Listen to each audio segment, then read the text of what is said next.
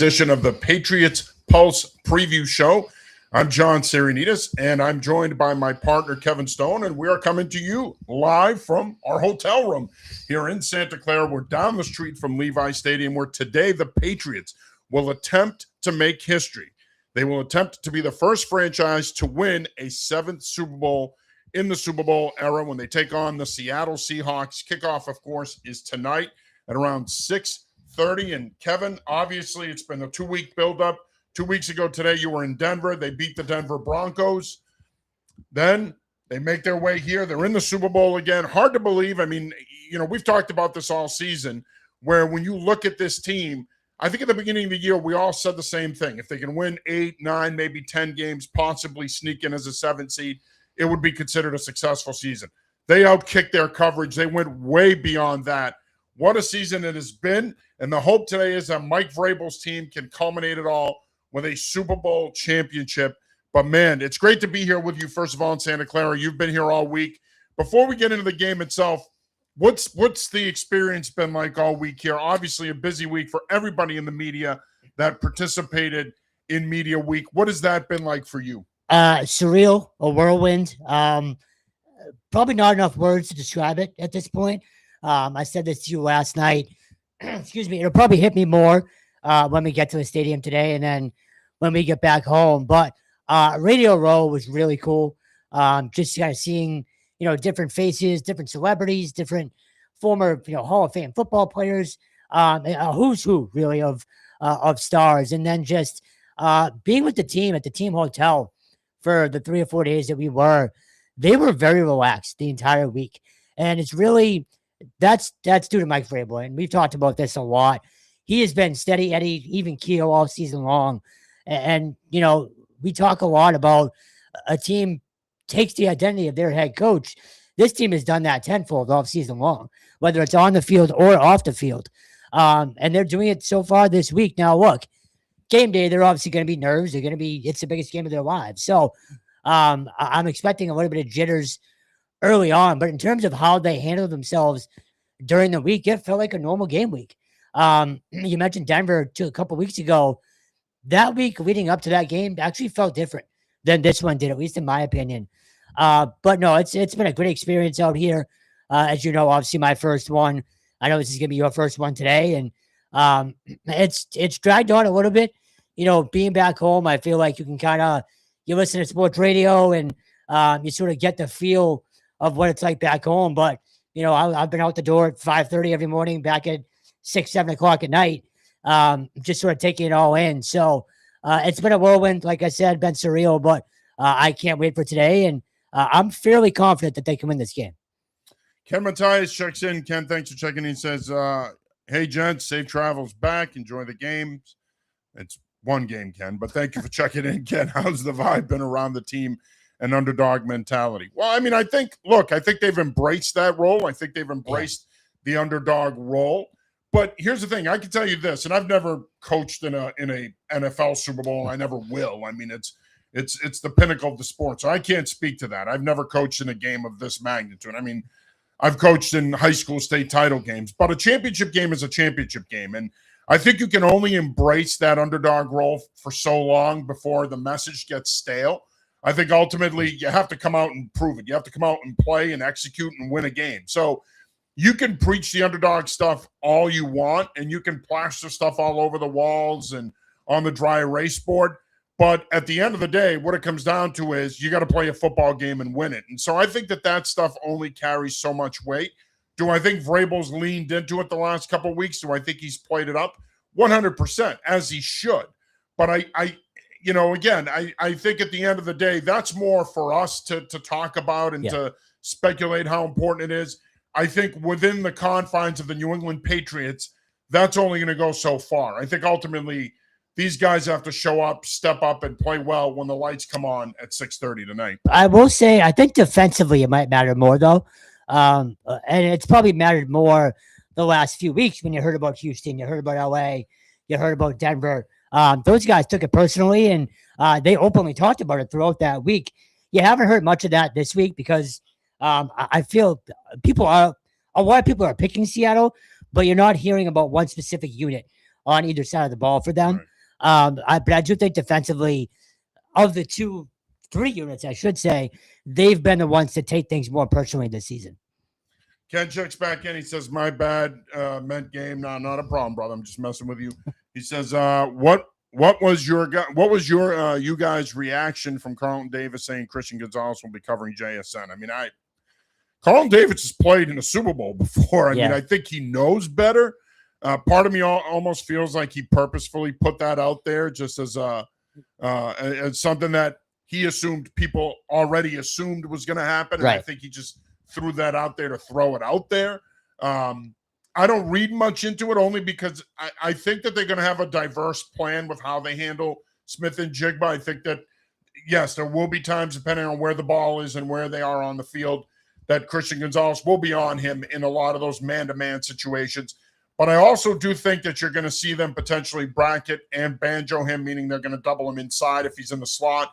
I think you could see them do that depending on down and distance in situations. I also think you could see Carlton Davis end up on him.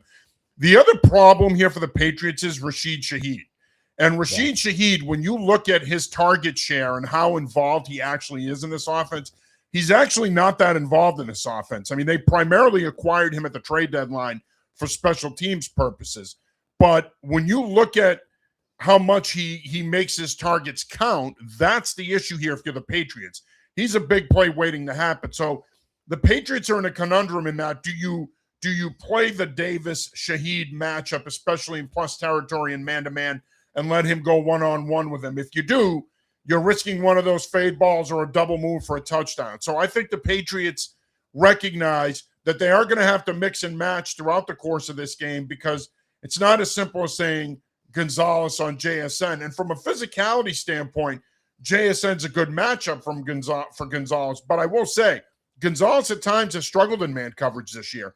And I do think JSN, being the type of route runner that he is and how quick he is in and out of cuts and how he can create separation, that's going to be a tough matchup for Gonzalez. So there really is no easy way of dealing with JSN. I think your goal here today is you want to try to limit his effectiveness. I don't think you're going to stop him completely, though. He's going to get his when he does. You just don't want him to have one of those 10-catch, 140 yards and a touchdown type of games. You want to make Rashid Shaheed beat you. You want to make Cooper Kupp beat you. You want to make Jake Bobo beat you, not JSN. What do you think Marcus Jones fits into that game plan? I feel like he could be sort of an X factor on defense today.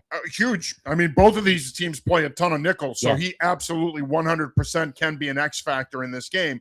Now, it'll be interesting to see what do the Patriots do if, let's say, JSN is in the slot. Do you match him up with Marcus Jones? Jones, during the course of the season, struggled against bigger receivers out of the slot. We saw what Drake London did to him in that game at Gillette. I think he can match up with JSN. Question is, what do you do if they have the ball, let's say, inside the 30 and Seattle runs a slot fade with JSN? I mean, do you stay with Marcus Jones? He has struggled on those inside-out releasing routes.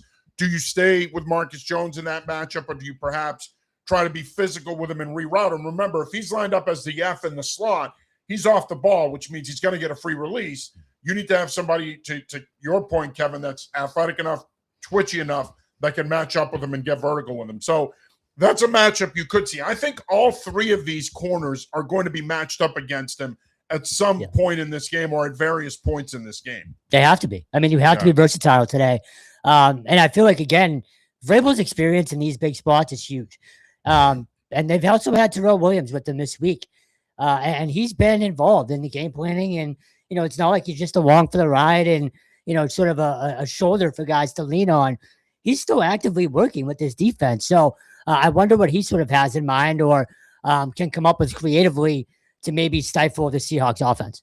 Yeah, it'll be interesting to see what he does do. I mean, again, look, this defense has been tremendous in the playoffs, by the way. When you look at it statistically, they're only giving up 8.7 points per game. 26 total, right?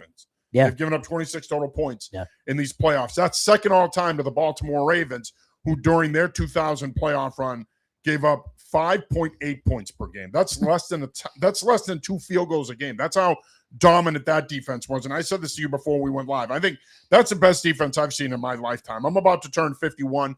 I remember the 85 Bears.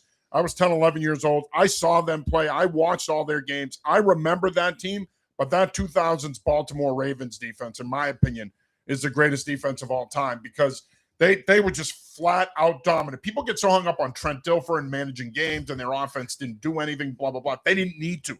That's how good that defense was at all three levels. I mean, you talk about Rod Woodson, Saragusa, Lewis, Michael Boulware, Jamie Sharper, Dwayne Starks. They were loaded. So this Patriots defense isn't that, but they are playing at that level, and they're going to need to play at that elite level today if they're going to win this football game. Good friend of the show's Lauren Gaudette checks in. She said, I would like to think that the cliches don't do us much with grown adults also, but Vrabel's been there as a player, and I trust that he's going to have the proper message. I agree, Lauren, and I think, look, it's easy. Everything sounds good and looks good when you're winning. It really does, because winning is the ultimate cure-all. And I think that it's been a tremendous story this season, this Patriots team. It's really been one of the best stories in all of sports the last 10 years. Yeah. But, I mean, again, a lot of it is a byproduct of winning. You can do the Warriors thing, and you can do the we all we need and all this other stuff. But at the end of the day, if you're not winning, that stuff falls short. The players don't care. And so to Lauren's point, these are grown men.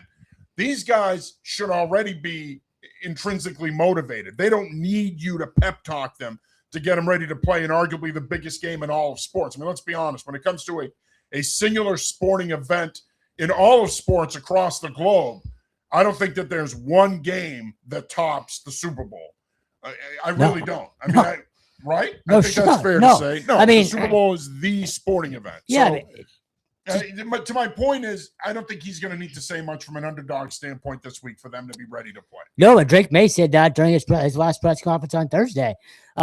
He said, "Is that Drake May?" Yeah, I still don't get it. I still don't get that. It's so annoying. It's the stupidest nickname ever. But he said winning helps. If people know what that means, feel free to chime in. Yes, please do. But Drake May, word for word, winning helps.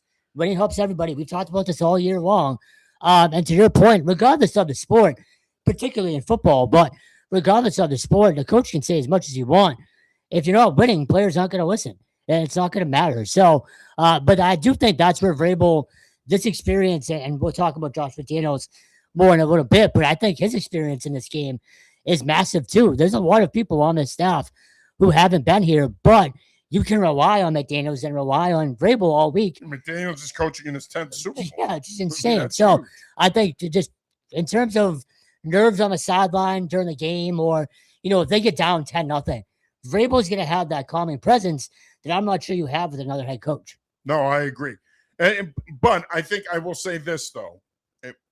McDaniels has been there. I think from Vrabel's standpoint, though, it's only human nature that there's going to be nerves. Both for him, the coaches, and the players. Yeah. It's human nature. I mean, this is the biggest game of the season. This is arguably one of the biggest games of your career, whether you're an athlete or a coach. Yep. But I do think there is a difference between having played in 3 of these and coaching in his first one as a head coach. It's a completely different mentality, because as a coach, your mentality has to be a lot more cerebral. You've got to be more locked in on the entire game, both sides of the ball, all 3 phases. It's not just, all right, I got to do my job at my position, and if I do and I fit into the puzzle, we're going to be fine and we're going to win the game. And to that point, another name that could be important today that we won't see is John Stryker in terms of that game management and stuff. Stryker. And being in Vrabel's ear, you never know. There could be a call in a game, a 4th down call, whatever it is, where his decision might ultimately impact if you win a Super Bowl or not. Yeah, and he obviously plays a big role with this football team. Yeah. We've seen it throughout the year, and I know a lot of people are calling him the modern Ernie Adams and the Ernie Adams of this part of the Patriot dynasty. I mean, I wouldn't call it a dynasty. You got to win one first, at least. Seasons, but right, but or the impending dynasty. But yeah, to your point, I agree. I think he's going to play a big part in this game today. He's obviously got Vrabel's ear probably more than anybody on the coaching staff. Definitely. So they have a strong relationship, as you could see the other night when Coach Verbal won NFL Coach of the Year. Mike Verbal. So ridiculous. Mike Verbal is busy getting ready for the Super Bowl. Lauren says, how about the 15-minute break thing that they have done in practice? Well, they did it on Thursday. They simulated halftime. I love it. Everybody does that. Yeah. Though. It's not a Patriot thing. I'm sure Mike I didn't see it in the pool reports. I don't know if Mike McDonald did it, but I know coaches have done it in the past. Yeah. It's something you want to do. You listen, that walkthrough day is a simulation day. It's a day where you need to simulate as many game scenarios as possible. Lauren, you know this, you coach. I mean, you're working on, short yardage, goal line. You're working 2-minute. You're working sudden change. You're working unexpected breaks, timeouts. When you're doing your 2-minute drill, you're giving them a specific situation. There's this much time on the clock. You have this many timeouts. The ball is spotted here. You got to go 70 yards. So on that walkthrough day or that final touch-up day, you're going through a litany of scenarios at every level of football to prepare your team to win a game. And that's the beauty of football. And I don't want to sound like I'm saying that in these other sports you just trot out and play, but you trot out and play.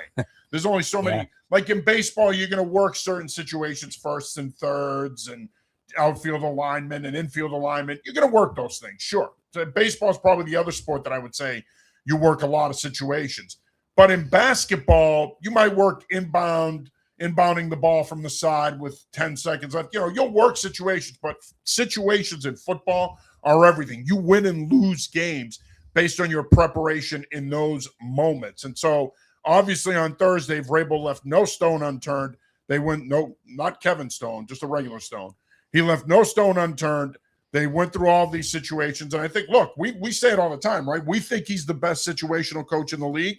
Well, it's why you do that stuff. You do it so that when you're in that moment in the game, you and your players are prepared to handle that moment in that situation. 100%. And I go back to John Stryker. He's going to be a vital part of those situations. Mike Vrabel was asked how you determine when you go for fourth down in a game the other day. And he had a list of about 15 things that they go through. So I think that decision-making is going to be huge. I want to ask you about the halftime, though, because normal football halftimes are not very long. You really don't have a ton of time. No, this is much different. So you don't have a ton of time for adjustments. But can you overanalyze things at halftime in this type of game? Do you know what I mean? You can. In my experience at halftime, you really what good coaching staffs do, and the great coaching staffs who win and win consistently and win championships, they win those games at halftime making adjustments. Halftime, I know in my experience, when we've had championship teams in my coaching career, we were at our best as a staff at halftime making the requisite adjustments that we needed to make in order to close the thing out and win the football game. Yeah. And I think that the more time you have, the better. In my view, if you got 20 minutes, make every single minute count. Get with McDaniels, get with Kerr, get with Springer, talk about what they're seeing, talk to the players. What are they seeing? All right, what do we as a staff like? How do we adjust to them doing this? All right, what do the players like? Because ultimately the game comes down to them. It's a player's game. Yeah. What are they like? How can we put them in a situation to be comfortable and ultimately be successful? And so I would welcome the extended halftime because for me, it's an opportunity for us as a staff to sit down and say, all right, let's offense, you're up. All right, what do you got here? What do you like to your coordinator, to your assistants? Then defense, you're up. And then specials, you're up. And you talk about the different ways that the game is played out in the first half and how you're going to adjust to what's happened in the first half.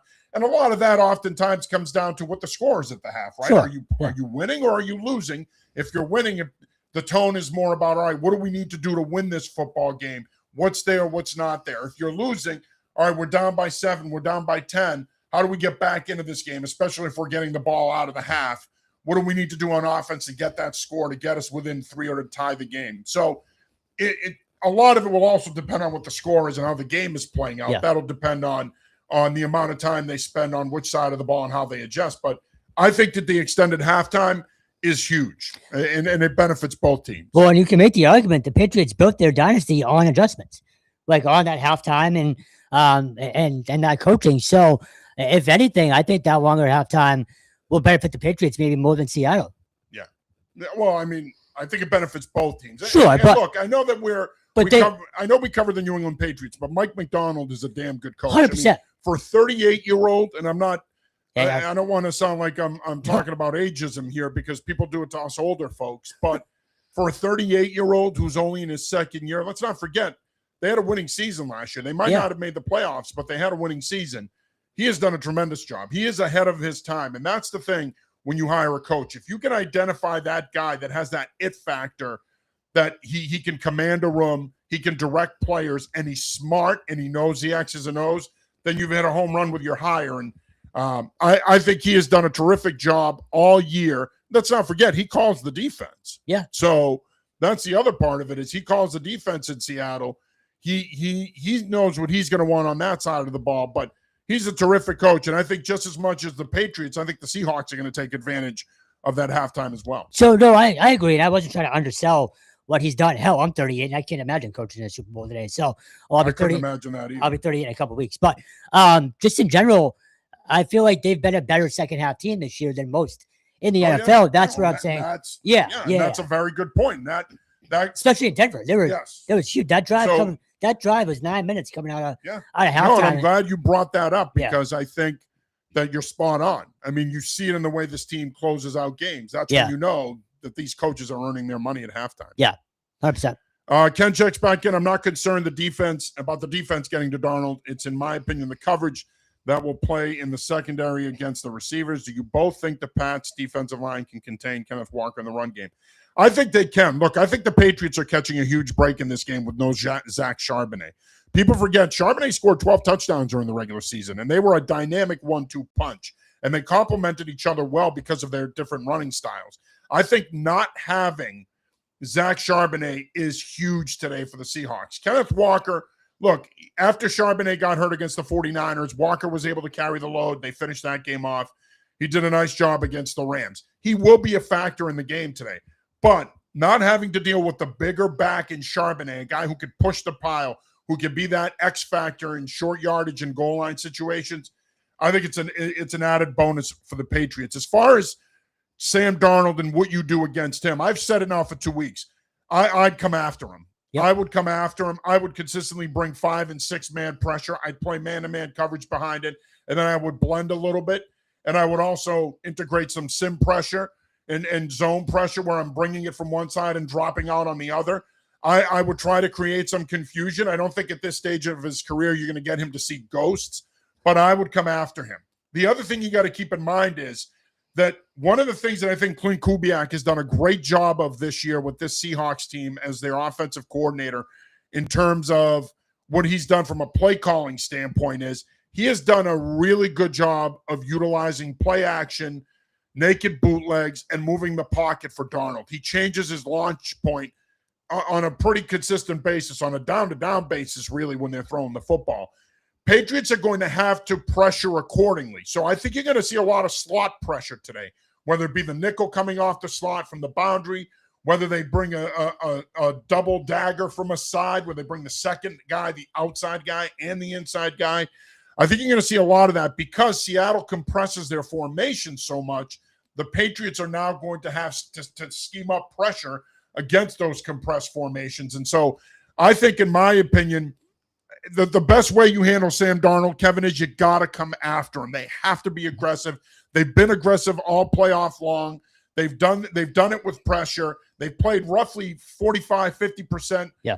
They brought pressure 45-50% of the time, and they played man coverage something like 70% of the time. You got to come after him. And I think if you do that and you can get home on a consistent basis, you win this football game. It's been their bread and butter for most of the year. So before I give my full answer, stunts. You hear a lot about stunts. Do you expect a lot today? Because I kind of do. Yeah, it's been their bread and butter all year. And listen, Vrabel, go back to his time when he was with the Houston Texans and he worked with Romeo Crennel, and then he ran the defense. They were a big TE loop team up front. They move a lot. There's a lot of lateral movement up front by the Patriots, and all that goes back to that time. Now, look, the origins of this Patriots defense is Bill Belichick and Romeo Crennel. That's the origins of this defense. Mm-hmm. Make no mistake about it. When you look at this scheme, even though this is more of a one-gap attacking, take gaps, not control gaps type scheme, the origins of this scheme and a lot of the pressures and the movements and the emphasis on man coverage comes from Bill Belichick, Romeo Crennel. So, yes, they're more aggressive in that Vrabel wants to play up the field more rather than get hands on pads and control people. But still, when you look at a lot of what they do in terms of their blitz packages and their movements, especially their TE loop game, a lot of that stuff comes from the Patriots defense of Bill Belichick. Yeah, I expect a ton of pressure today. In general, on the defense, I think you're going to get two big games out of Christian Barmore and Caleb Von Jason. I think obviously they're going to have a key focal point on Milton Williams. Seattle is not going to try to make sure he does not disrupt the game like he did against Kansas City last year. And then Caleb Von Jason, we've talked a ton about him. He's, I think, speaking for both of us, he might be our favorite guy to deal with on this team. He's been underrated, and I think this feels like it could be a breakout night for him as well. Absolutely. Look, he's had a breakout season. Sure. Yeah. I mean, finished with 7.5 sacks during the regular season. Yep. He is an impending unrestricted free agent after today. And he said he wants to sign back already too. Yeah, of course. And I think he should be signed. I 100%. think he should be re-signed, and I think Jalen Hawkins should be re-signed. But yeah, we have plenty of time to talk about that in the coming weeks. But he's going to be a big part of this game, especially because Harold Landry may not play tonight. And if he doesn't play tonight, a lot of that pass rush emphasis will fall on him and Milton Williams. I was going to say with Landry, look, I think he dresses. I don't think you're going to see much of him. It's been bad. We don't know, exact details, obviously, but there's a reason he's played like 10, 11 snaps in various playoff games. He's banged up. And I just, if I'm a fan, I wouldn't expect much out of Harold Landry tonight. All right, Ken checks back in. He says maybe game sevens in other sports are very much up there with the Super Bowl. I couldn't disagree with you more, man. Well, see, let me just say this, and then you guys say whatever you want. I hate game sevens. I think game 7 from a format standpoint is the stupidest thing we do in sports. So I don't suck off game 7s because I know a lot of people do. Why the hell do you need to play that many games to get to an all-important crescendo game? Out of here with game 7s. I can't stand game 7s. So I think they're stupid. I was gonna say that came to mind when we were talking about it. I'm with you. Look, I can remember the 5-game series in the NBA and the NHL. So I'm with you there, but no, nothing compares to the Super Bowl. Nothing. World Cup, again, it's a month or two long. That's obviously the world's biggest sport, you can say. Sure, but to your point, one game, nothing is bigger than today. And I would say that even with the World Cup final, obviously that means a ton to the countries that are participating in it. Yep. And most of the rest of the world will watch that game. It probably will collectively do better from a rating standpoint than the Super Bowl will. But I still don't think that interest exists here. I think soccer is very much still a niche sport in this country, and it's still a niche fan base. What other game are you going to have random parties that, you're not even a fan of these teams, but you're still going out just to watch the game? Warren Gondet says, I'm applying for football and coaching jobs right now. I always need more wisdom and insight, always searching for the next advantage. Good luck in your career endeavors, Lauren. Let's see. Mr. G. Fetty checks in. Mr. G. Fetty, great to hear from you, man. He says, let's go. He also says Kenneth Walker isn't my scare. My scare is okay. I see what you're saying. He doesn't scare you. JSN scares you. And Gonzalez, that'll be the matchup to watch. I agree. Yeah. I'll give you another matchup that I think is going to be huge in this game, and it's kind of a no-brainer when you look at the way that things have gone this postseason. The Patriots have given up 15 sacks this offseason. Left side of the offensive line is huge tonight. Will Campbell on DeMarcus Lawrence, Leonard Williams, and/or Byron Murphy on Jared Wilson. In a lot of ways, and I agree with you, Mr. G. Fetty, I think that JSN-Gonzalez matchup, if we get it most of the game, will be the key matchup. But I think that's probably the next key matchup there because, again, that left side of the offensive line played better against Denver, but they have struggled in these playoffs, specifically Campbell. He's going to need to play well today. They need him. And DeMarcus Lawrence isn't even going to be the best pass rusher he's faced in this postseason. It's nuts. That's going to be Will Anderson. Nick Bonito's better. Olway from the Chargers is better. So he's not necessarily the best pass rusher Campbell has faced, so he should be able to compete and play at a high level. Lawrence is a crafty veteran. He's got an array of pass rush moves. He knows how to work around guys. But the left side of the offensive line and pass protection for the Patriots tonight is going to be huge. They need to play well. I can't believe we've gone almost a half hour and haven't even touched on the offense yet. But no, 100%. And look, it's crazy to think that Will Campbell is the first rookie left tackle to start the Super Bowl for the Patriots since Matt White. Like that's It 24 years is. ago. Like Yeah. that's insane. So I'm confident that he's going to play better just because he now has 3 games of playoff experience under his belt. But I'm also not going to be surprised if Lawrence gets a sack or two. He's a rookie still, and he's in the biggest game of his life. Like the lights are going to be bright. He's going to ultimately have a bad rep or two or 3. It's going to happen. It is. People can't get on his ass. He's going to be fine, but there's also going to be some times where it might look ugly tonight. It is what it is. I think that's a great point. And I think we have to be realistic about it because the reality is he's had a roller coaster rookie season. He's looked really good at times, and he's looked like a franchise left tackle. And there have been times he got hurt, the MCL injury against Cincinnati, and then there have been times, specifically in the playoffs, where he struggled. Yeah. Excuse me. So I think at the end of the day, look, Lawrence isn't going to be the best pass rusher he's seen, so he should be able to hold his own. But to Kevin's point, if he has a couple bad reps, it's not the end of the world, and I'm sure that the Patriots coaching staff will handle it that way as well. Mr. G. Fetty says you think he's not focused enough, though, since he's leaving for Vegas. I'm assuming you're talking about Clint Kubiak, the Seahawks OC. I think he'll be focused. I mean, look, a Super Bowl is at stake, and nothing says championship coach or I'm ready to take a head coaching job like winning one and then going off to your first head coaching opportunity and saying, hey, you want one of these? Do what I tell you and you can get one. So it's a much easier way to sell yourself if you're coming off winning a Super Bowl. And I can't buy into that just because how many times do you have a coach that's, off to go somewhere else, but he's coaching in a Super Bowl? It happens every year. So just to go back to Will Campbell real quick. If he does have a bad rep or 2 or 3, Drake may need to help him out and not fumble the football tonight. I think that's one of the biggest keys. Huge. I think that key applies to both of these quarterbacks. Oh, of because course. They're both turnover prone. Sam Darnold led the NFL in turnovers. Drake May led the NFL in fumbles from the quarterback position. So look, Tom Brady did not play perfectly in every Super Bowl. Frankly, he didn't play great in a lot of them. I'd rather Drake May throw an interception tonight. I just don't want to see fumbles. Fumbles are the one thing I do not want to see tonight. I don't know if I'd say Brady didn't play great in a lot of them. Well, but you could say that about the first one. No, I mean I go back to the NFL record for passing yards in the Super Bowl. No, but I go back to the safety against the Giants. Right, and stuff I think like there are that. points there are plays you can point out to. Yeah, the safety against the Giants, the interception he throws to Bobby Wagner in Super Bowl 49. That's the interception he throws to Alford in Super Bowl 51. There are various examples. I get what you're saying, but I think ultimately. But the reason he's the GOAT is also when that second half of great. The second half of Seattle. He sacked up and played great. Yep. Excuse me, I got the early morning coughs here.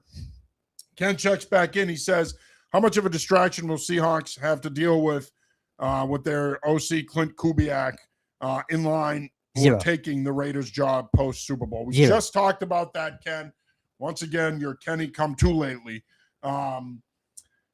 First of all, it's Clint with a K, so show some respect to Clint Kubiak, please. I think it's irrelevant. He also has a brother, Clay Kubiak, who's the offensive coordinator of the 49ers, of course. His name also begins with a K, and they're the sons of former Broncos quarterback, offensive coordinator, and Houston Texans and Broncos head coach Gary Kubiak. So there you go. I don't think it'll be a distraction at all. I really don't. Again, it's the Super Bowl, and he hasn't gotten the job yet. It's not like he's got too. Yeah. Right. It's not like he's been officially named their head coach and he's doing 2 jobs at once where he's scrambling, trying to put together a staff, and he's focusing on the Super Bowl. He hasn't been named the head coach yet. So his primary focus, he does have an agreement in place with them, but I would imagine it's with an understanding that he's not on the job until tomorrow, and that's when I'm sure that he's been back channeling to assemble a staff, but his primary focus has been the Super Bowl. I can't imagine that he's thinking about, or yearning to coach Geno Smith next year. I think that at least for this week anyway, if nothing else, he's been thinking about how am I going to score points to beat the New England Patriots, not how am I going to scheme up ways to get Brock Bowers open. So I don't think it's his focus. I think his focus is on winning a Super Bowl. I don't know Clint Kubiak, but I'm going to go out on a limb and say that this game matters to him.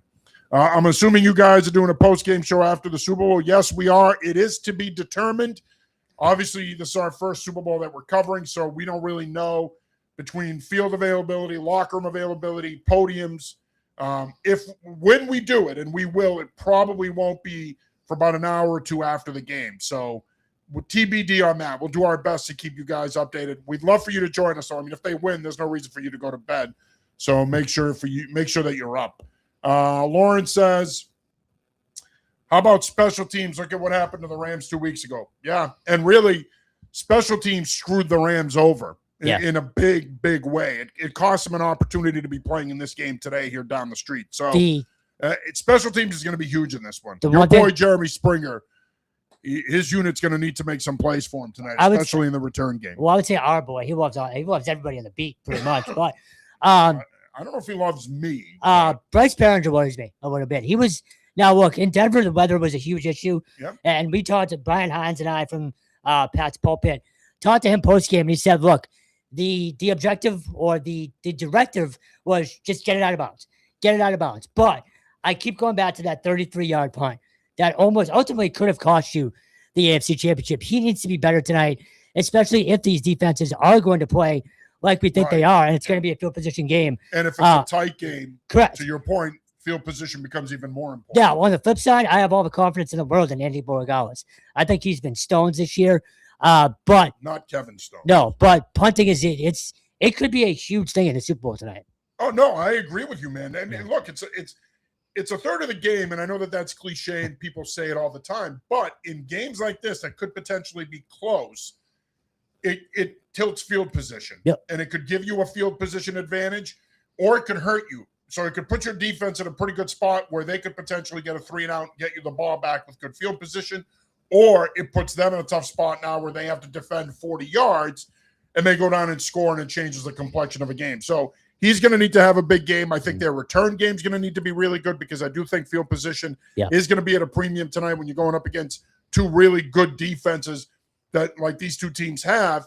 You're going to need short fields, and you're going to need to capitalize on those short fields in order to win the game. And let's talk about those defenses. Obviously, both of them, we mentioned the Patriots earlier, giving up 8.7 points per game in these playoffs. Seattle's defense has also been really, really good. When you look at their last two games, they only gave up 6 points against the 49ers. They did give up 27 against the Rams.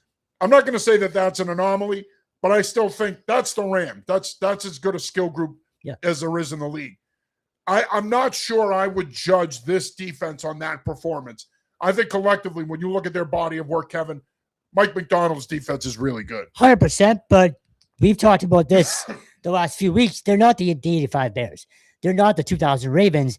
They're being portrayed that way. Not the 02 Bucks. Right, and they're being portrayed. They're not even the 2013 Legion of Boom Seahawks. No, not even close. So there's part of me that thinks that they're going to come back down to earth a little bit tonight.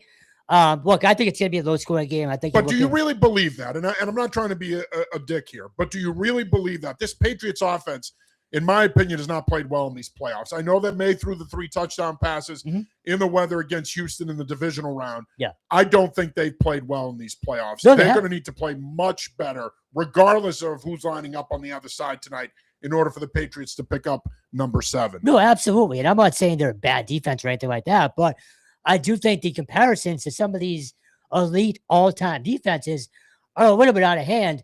You know, we talked this morning.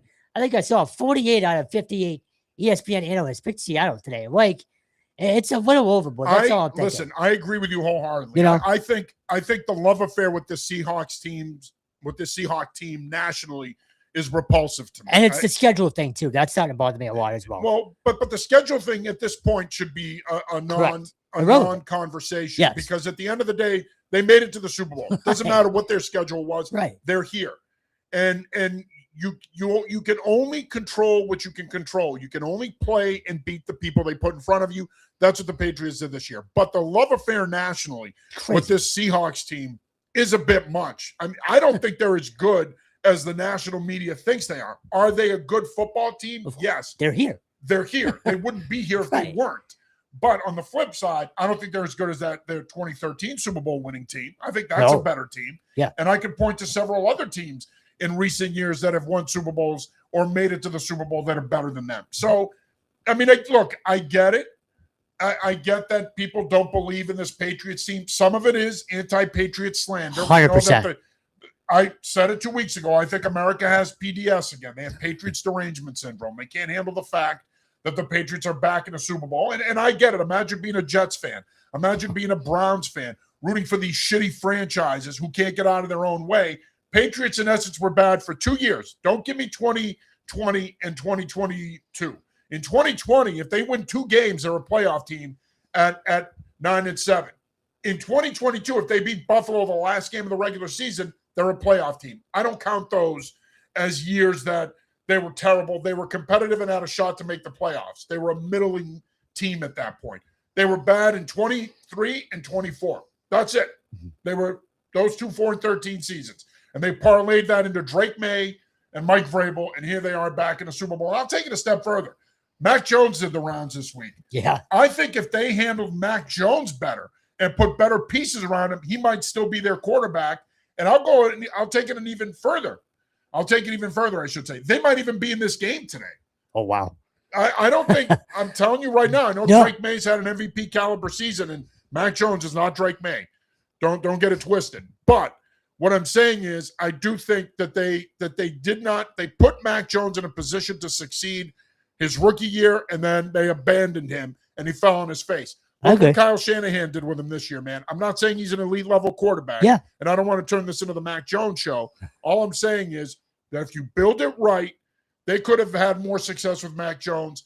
Obviously, Drake May is better. He bridges that gap and gives him a better chance of success, and that's how they ended up here. No, I hear what you're saying. And look, I thought Mac, they were 8-0 at one point, I think, in 21, weren't they?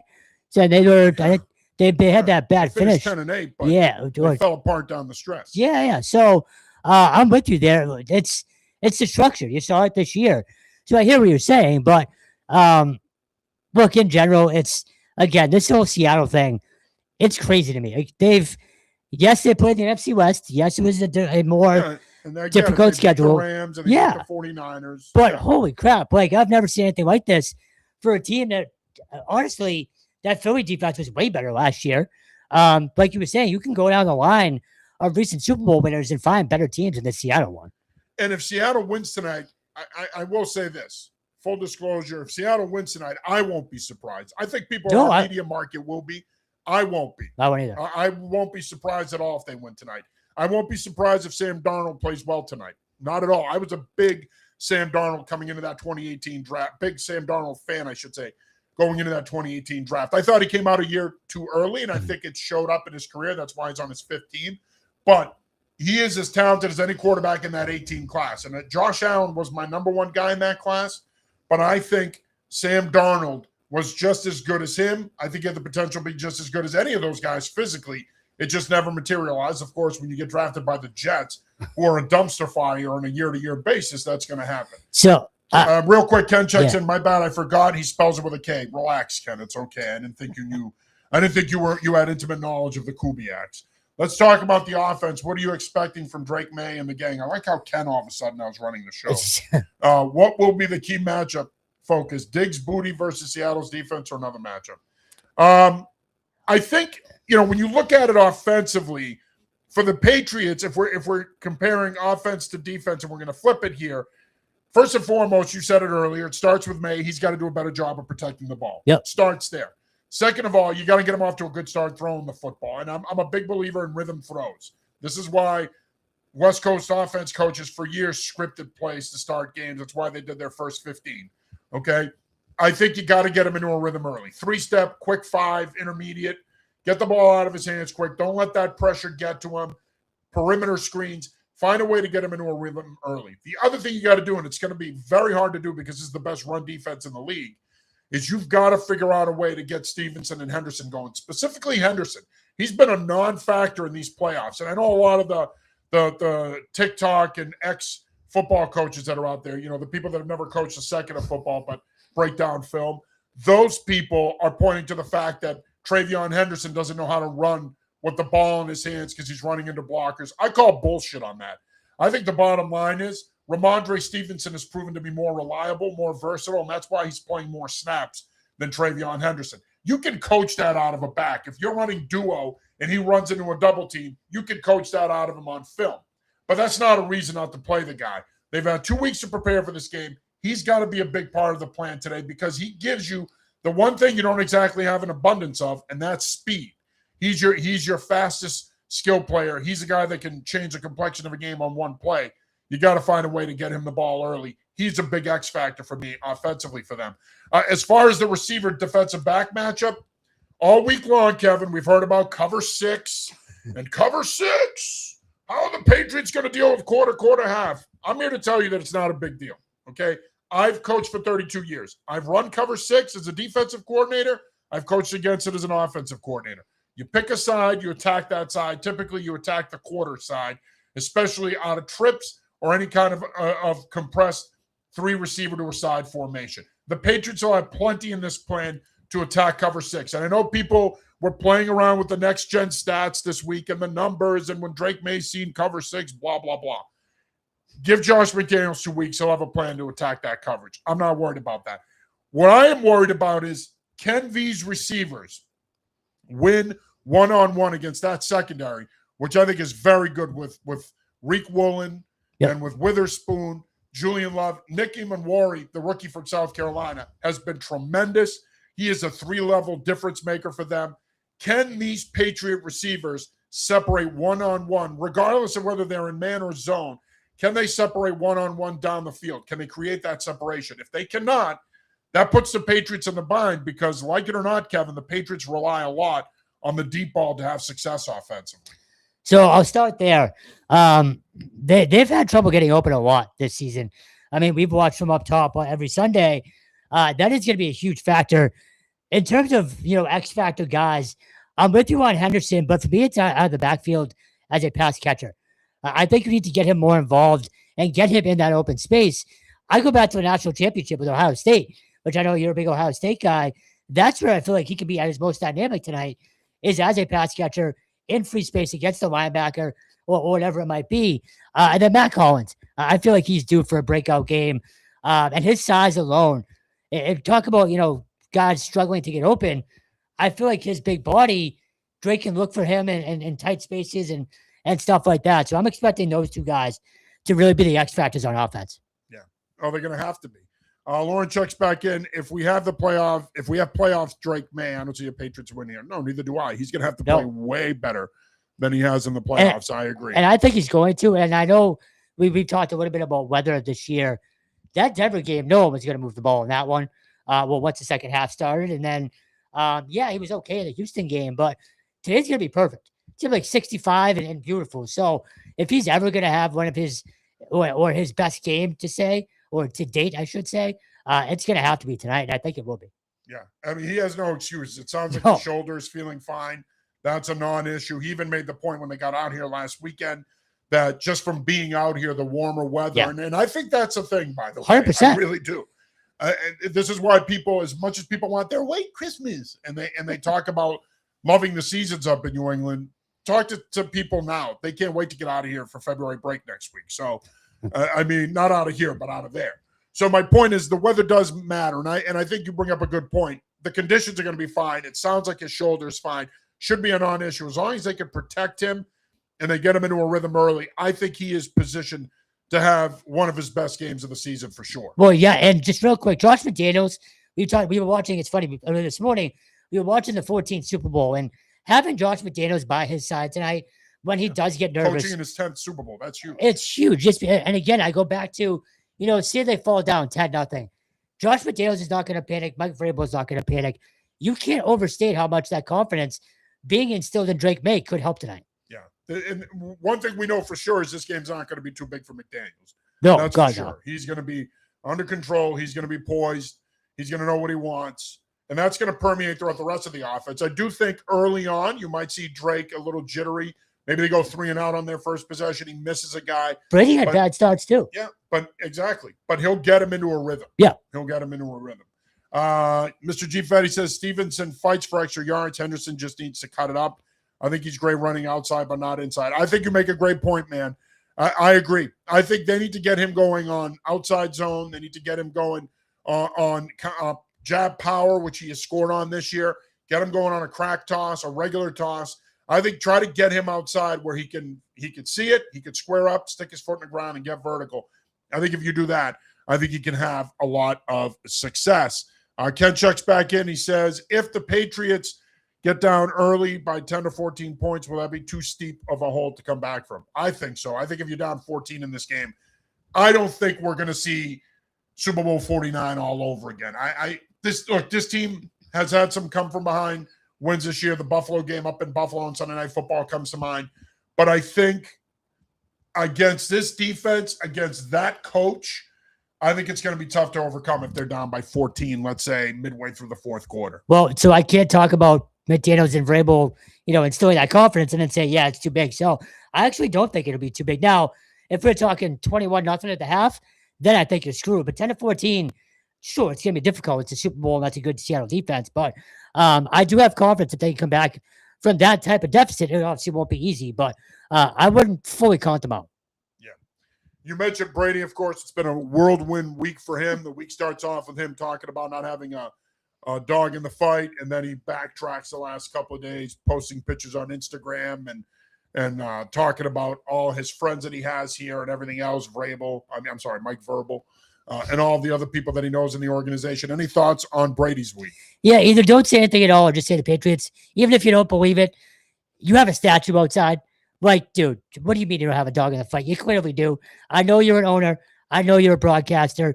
You can't say you don't have a dog in the fight. And not only that, the Instagram post that he posted about Robert Kraft saying, hey, catch up, or maybe we can catch up or whatever it was, kind of a mini shot, no? Well, right. I think he's an egomaniac. And rightfully 100%. So. When you're an athlete of his stature, yep, of course you're going to have an ego. You don't get to that point in life if you don't have one. It was an interesting post to me on Instagram. He talked about good luck tying me and winning number 7 or something. I took that as a shot. I don't understand why, though. I mean, Kraft has bent over backwards to jock him since he's retired. Yep. They brought him back at halftime of the Philly game where he was, wearing his son's jersey. It was too short. He so random.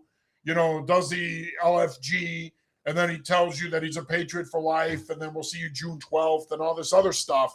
I forgot about retirement night, too. Right. And then June 12th rolls around 2024, and I'm a Patriot for life, and the Krafts went above and beyond. And then you have the statue unveiling before this season.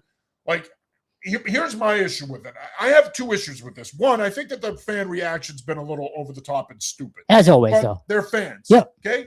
And the reality is fans gatekeep athletes. He's our guy.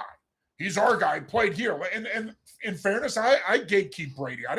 You've talked about this a lot. I didn't want to see him go to Tampa. It pisses me off he won a Super Bowl in Tampa. If he goes down to Tampa, plays 3 years and doesn't win anything, okay, he's Joe Namath playing with the Rams. He's Johnny Unitas playing with the Chargers. It's a footnote in football history. You don't remember it.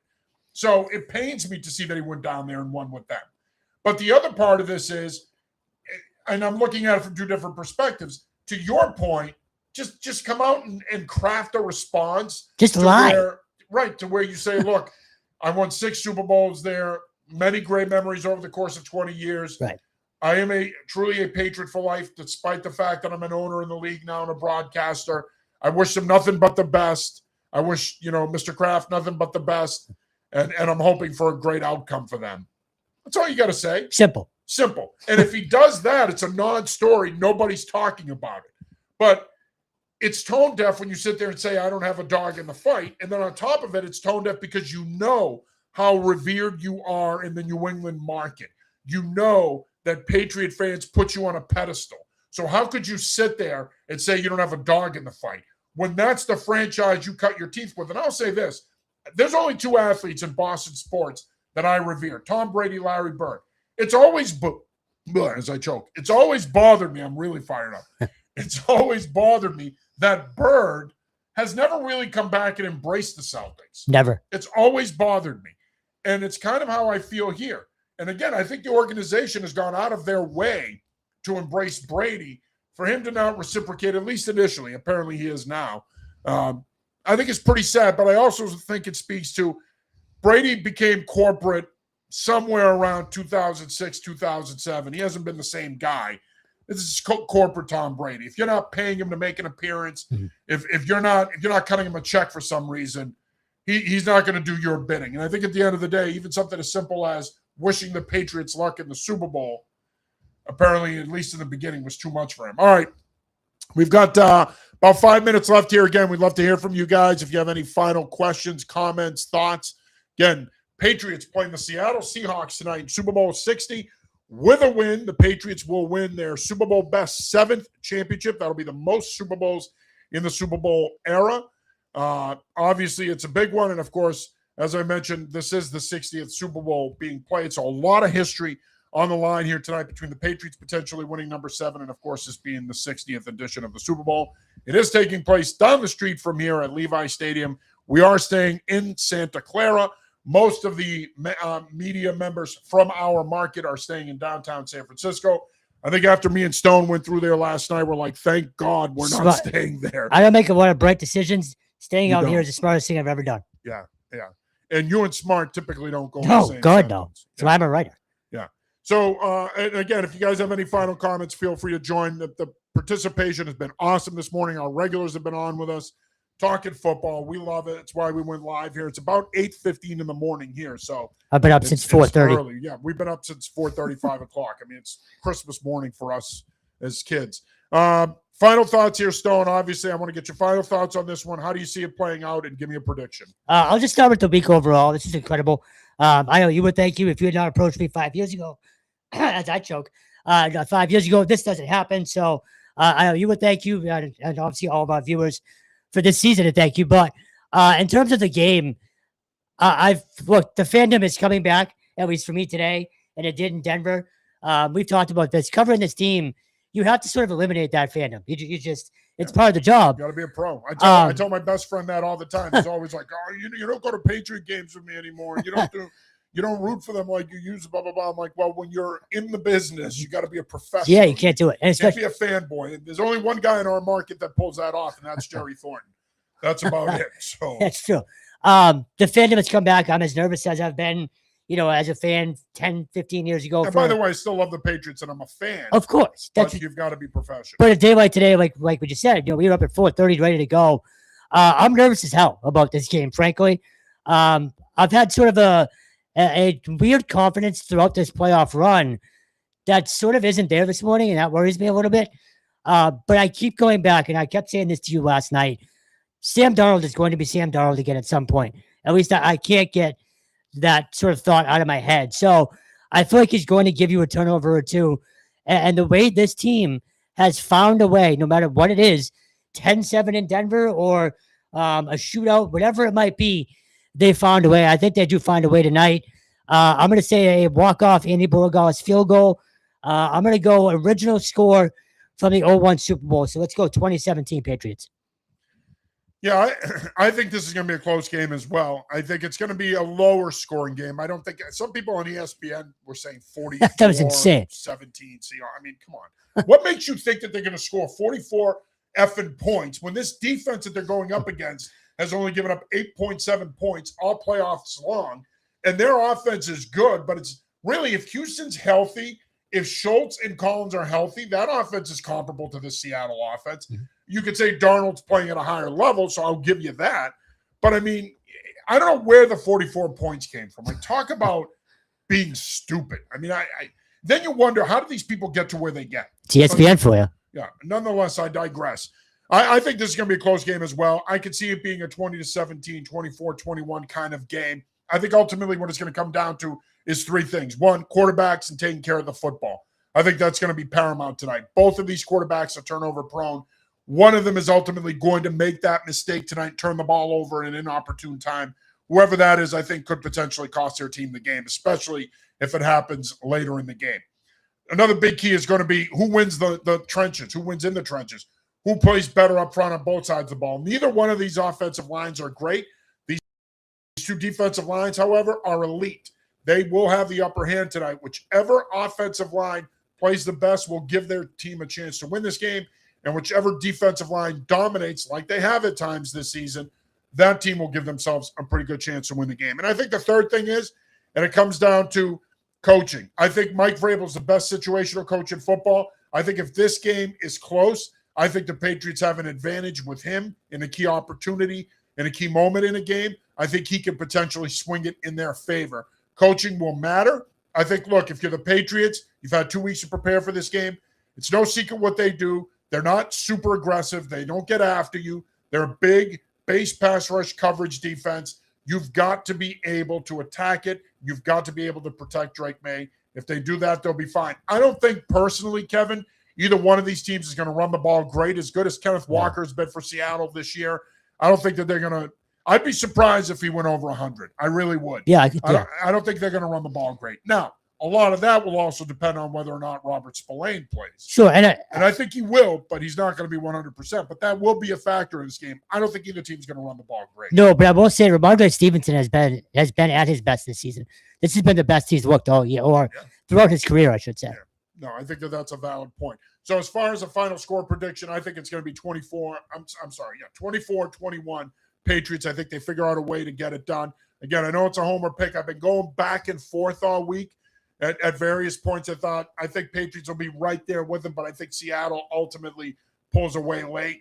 I'm going to go Patriots 24-21. I've had this weird feeling all week that this is going to be a replay of the second Philadelphia Super Bowl where the Eagles avenged losing that first one of the Patriots. I get that sense again this week, but then I go back to the Rams didn't do it, though. They didn't avenge that second Super Bowl. In that second Super Bowl appearance, they didn't avenge that first loss. So we'll see. Again, we want to thank you guys this morning for taking the time to join us. We are coming to you live from our hotel room in Santa Clara. How far away are we from Levi here? 10 minutes. 10 minutes. So we're a couple miles down the street. So by the way, be fun. And we're looking forward to going down there and covering it for you guys today. I would say, just by the way, before we sign off, what a wild place to host a Super Bowl. It is way too spread out. I don't have much to compare it to. Again, it's my first one. But holy crap, 2-hour drive every day between Radio Row and where the Patriots Hotel was. There's got to be better spots than this. Yeah, I'm sure people back at home where it's 5 degrees right now. That's fair. Can relate to us. I'm sure they feel so bad for us that we've had to traipse around the area to cover the Super Bowl. That's fair. While they're sitting at home freezing their asses off in what is one of the coldest days in the last 20 years. I'm sure that they're ready to console us at any moment. Our phones will be flooded with remorse texts here any moment. I'm waiting for them to come in. All right, well, that'll do it for our Super Bowl 60 super early preview show. For Kevin Stone, I'm John Serenitas. Enjoy the game tonight. We are going to try to get back on if we can before the game to do one final quick preview as well. If we can, great. If not, then we will join you after the game for the Patriots Pulse Super Bowl 60 post-game show. Hopefully, we're talking about a Patriots win. Enjoy the game tonight, and we'll talk to you guys after. Peace.